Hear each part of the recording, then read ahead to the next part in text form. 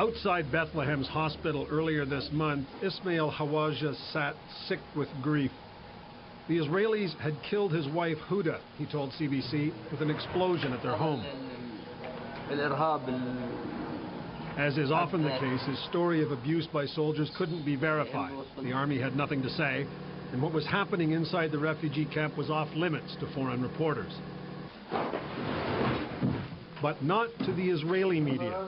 An Israeli camera went right along with the soldiers, right into the briefings, and right into the Hawaja home. The army blew off the door and inside found Huda Hawaja mortally wounded on the floor. Ismail Hawaja clearly thought at that point his wife would live. He begged the army to let an ambulance through. There were delays. The camera captured the terror of the woman's young daughter and her brother's attempt to stop her from showing the soldiers her fear. After the mother was finally taken out, one of the soldiers spoke to the news crew. "I don't know what we're doing here," he said. "Purification, maybe. It's dirty here. I don't know why a good Hebrew boy should be here so far from his home."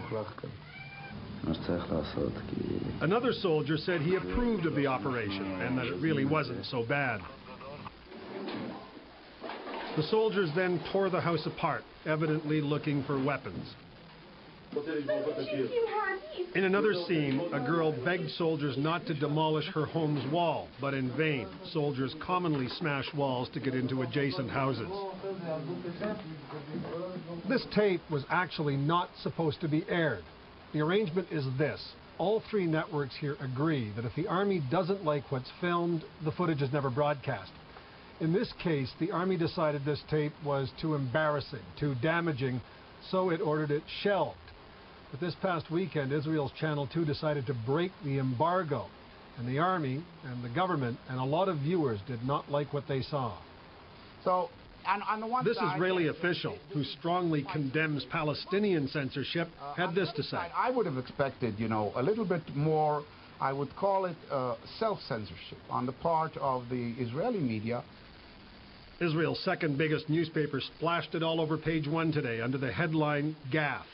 The army, after trying to suppress distribution of the pictures, expressed contrition for its soldiers' actions. Our action is so difficult to be done that it's, I would say, to the extremities of acceptance. And regarding the delay in evacuating Huda Hawaja, the army said this. It's a mistake. Neil MacDonald, CBC News, Jerusalem.